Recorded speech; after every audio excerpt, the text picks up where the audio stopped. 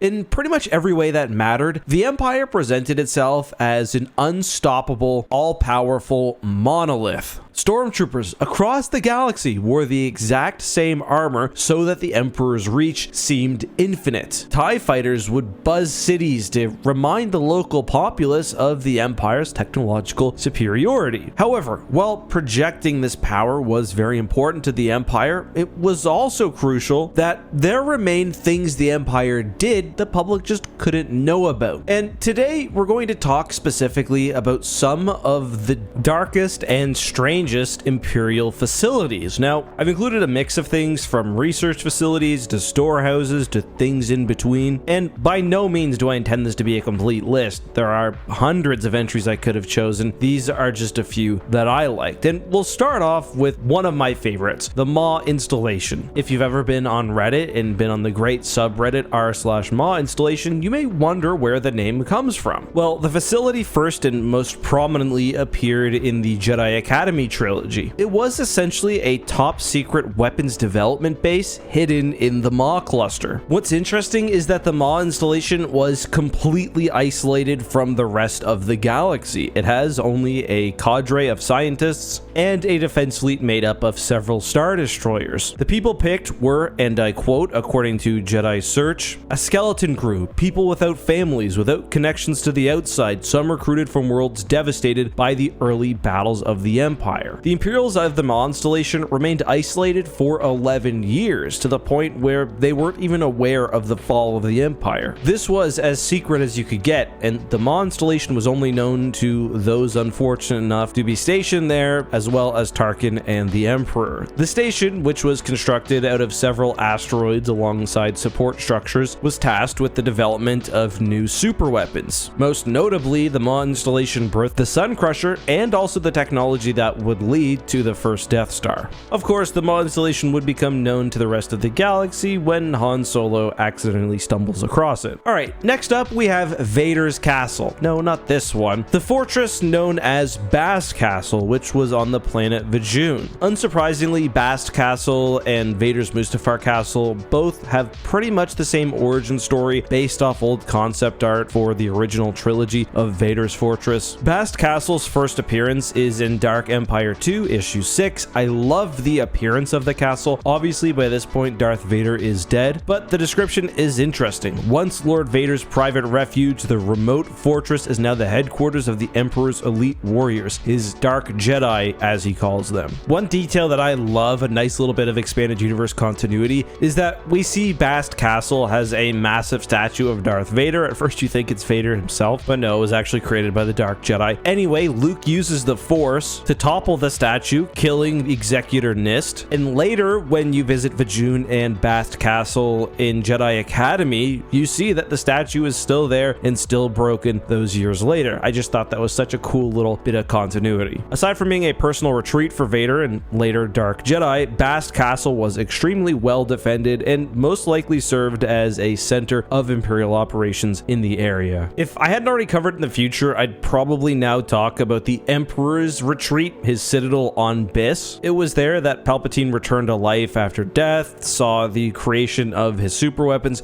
It's basically Star Wars Legends version of Exegol, except in the very deep core rather than hidden out in the unknown regions. However, I've covered Biss in the deep core before, so I'm not really going to retread that information here. Just know there was a lot of really secretive shit going on there after the Battle of Endor, with Palpatine building ships like the Eclipse, training new generations of Dark Jedi and advanced warriors, and rebuilding the Imperial military. I do want to switch over to Star Wars canon for a bit, and no, not to talk about Scarif, that's too obvious. Instead, I want to go back to some of the first new canon expanded universe content and the Aftermath trilogy. Now, it's no secret I'm not a big fan of Aftermath, but the trilogy did manage to sprinkle in some interesting ideas, particularly about what Palpatine was doing, even hinting that there was more going on, and in hindsight, that he could have survived the events of episode 6. In a series of flashbacks with Gallius Rax, who has got to be one of the most important Star Wars canon characters who's just been completely forgotten about, that might be worth a video. We see that Palpatine has identified Jakku as an interesting location early on. He travels there with his ship, the Imperialis, and he builds what is known as an observatory. Now, there were several observatories across the galaxy. You, of course, can visit one in Star Wars Battlefront 2. They serve a variety of features, but the Jakku Observatory in particular has one unique focus: the unknown regions. Now, I want to do a bit more research on this and put together a full video. Please let me know down in the comments if that's something you're interested in, but we learn in the Aftermath trilogy that Palpatine has discovered something interesting in the unknown regions. He can feel a dark pull. The observatories, and in particular the Jakku Observatory, are playing a role in trying to map and sort of pierce a veil into that part of space. Now, this was made when obviously they had no clue where the story was going, but it fits nicely with Palpatine's discovery of Exegol if the timeline works. I mean, the dark pull he's feeling, it might have intended at one point to be Snoke or something, but you can very easily say, it was the Sith cultists who have been there for a while now. Anyway, that ties nicely into one of my final entries, Mount Tantus. Why does it tie in nicely? Well, because Mount Tantus now exists in both Star Wars canon and Legends, and like the observatories, Mount Tantus was also a storehouse for the Emperor's secrets. Obviously, Star Wars canon is focused on Mount Tantus as a research facility in the early days of the Empire. In Legends, however, Mount Tantus was a storehouse for not only the Emperor's personal artifacts, but also very advanced technology, including Sparti cloning cylinders. Palpatine specifically chose a Dark Jedi to protect Mount Tantus, but the location and, of course, Jorah Sabaoth, who would kill the Guardian, would become crucial to Thrawn's plan to take over the galaxy and defeat the New Republic. Or maybe Sabaoth was the Guardian. It's never really been clear to me how Sabaoth showed up, but anyway. The last entry that I'll very briefly touch on is Dathomir, and yeah, sort of the planet as a whole. Palpatine realized that Dathomiri witches could be dangerous and actually feared one in particular, Gethzarian. Originally, there was an Imperial prison for high-valued individuals. However, eventually, the surface was bombarded, and in order to keep the Night Sisters at bay, the Empire installed a fleet overhead. Palpatine even built secret shipyards known as Rancor Base over the planet, which ended up becoming very useful for Warlord Zinj in his eventual campaigns. But guys, that's all I have for today. I was going to mention the Lusankya, but maybe I'll save covering that ship again for a future video. Let me know your guys' thoughts on all this and more down below.